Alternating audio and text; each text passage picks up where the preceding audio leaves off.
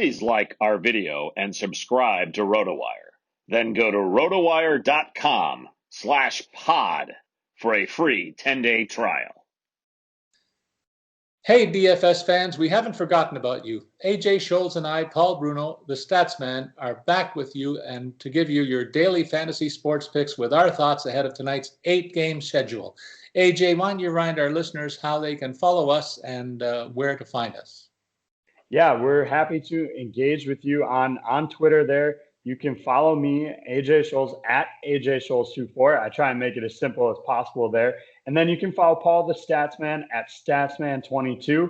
We're going to take a look at tonight's DFS slate. I'll let Paul kick it off with a Fanduel breakdown for you. All right, and in terms of the FanDuel makeup, I've included a couple of players on a team that I kind of put a big X through last year, AJ, and that's the Detroit Red Wings. You know what, I have always got time for Dylan Larkin in a favorable matchup this year. I think he's going to emerge as one of the surprisingly cheap center options for a while, and tonight is one of those situations against the Columbus team that looks to be a little befuddled out of the gate. And Larkin has produced an average of 13.86 FanDuel points per game. So for $6,800, he's going to be one of my two centers. You talked a little bit about Sebastian Ajo also not flying out of the gate to start, but I think that changes tonight. He's a first-line center, of course, for the Carolina Hurricanes. They got a matchup in Nashville, and he's picked up an average of 13.5 FanDuel points. I grabbed him for $7,300. He's the most expensive guy on my roster. That affords me, though, a balanced look on the wings, and I feature two guys in the winger slots. Brady Tachook is a guy you mentioned for Ottawa. I think he's going to have a big year, AJ, and he's going to become one of the more hated players in the North Division before too long. But he's a net front presence on the power play and already emerging as one of the team leaders here. He gets a Winnipeg team. It's on the second of back-to-backs, and that could mean a start for Laurent Brossoit in net, and that's another factor in my decision. The Colorado Avalanche, they have a game in Los Angeles against a rebuilding LA club, so it could be points night for them, and that's why I got to get at least one player off this team into the lineup, and that would be Gabriel Landeskog for me at $6,700, the cheapest of the three players in the first line for Colorado tonight, the way I see it. Devin Taves is a guy who's stepped up in class and joined a team that's more offensive-minded and in line with his overall game, also from the Colorado Avalanche. He's one of the two defensemen I pick.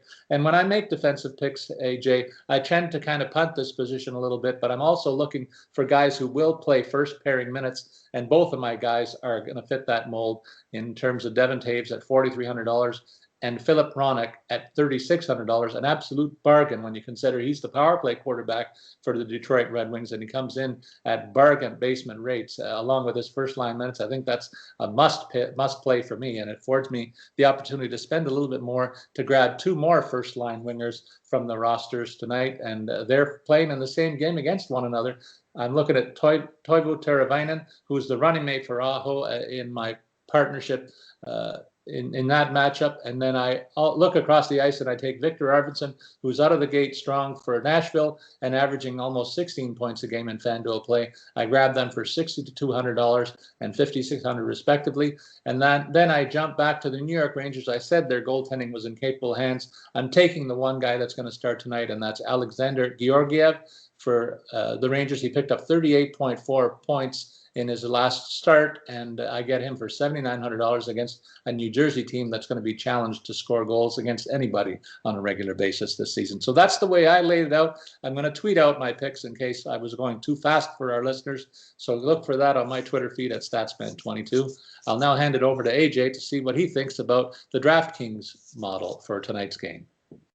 Well, what I always like to do is, for me, I look beyond just the stats on the paper, and I like to look at the NHL odds in helping me make some of my picks. Look, the people in Vegas or New Jersey, wherever that are setting these odds, they know what they're doing here. These casinos and sports books don't make money for nothing here. So one of the Avalanche are the top favorites tonight at -245 looking at DraftKings Sportsbook. So I'm going to avoid that just because I think that's going to make their netminder have really high ownership. So I think that's something to consider here. So for me, I landed at the same spot as you did, Paul. Alexander Georgiev The Rangers are minus 162 tonight. That's pretty decent odds there. And so he comes in at just 7,800 on DraftKings tonight. So a good option there. Another thing I like to look at is implied totals here and who's going to score goals. And if you look at it, the couple teams here that they anticipate scoring are Pittsburgh and Florida tonight. So I've got a couple guys from there. And then I also like to throw in a first line stack. So I'll dive in with that information factoring in my decisions. I went with Evgeny Malkin, 6,700. You're not going to find him any cheaper coming off a bit of an early slump to the season. And then I go with Mark Scheifele, 6,300 for Winnipeg. I pair him with his winger, Blake Wheeler, who comes in again in what I feel is pretty cheap, especially going up against Ottawa, 5,500. Allows me to spend up for Alexander Ovechkin, 8,500 in the mix. My third winger is where I look to a guy with potential first-line minutes in that Florida matchup where we're having an implied high goal total. And so Anthony Duclair at 2,700 is a steal, in my opinion there. And then I'm also going to go back to Pittsburgh, assuming he gets the first-line role. He was pegged for Kasperi Kapanen to play first-line minutes, 3,100 to play with Sidney Crosby and Jake Guentzel. That, again, is a bit of a steal. I'll round it out. Defensively, I went with a high-low here. I went John Carlson, 6,900.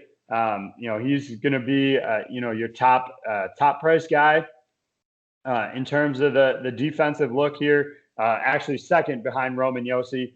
And I think he's certainly worth it in any contest. And so on the flip side, Gustav Forsling, 2,500. I get it's a bit of a toss away, but again, I'm going off that kind of high goal potential for Florida tonight. So again, like Paul, I'll tweet out my lineup as well to give a bit more of a breakdown if you didn't happen to catch all that. And you know what, folks, we really hope that you listened to our advice. We had a great season between us last year, and we wish you good luck with your picks. Join us again next Tuesday for the following episode of Puckcast with Statsman and AJ. So long, everybody.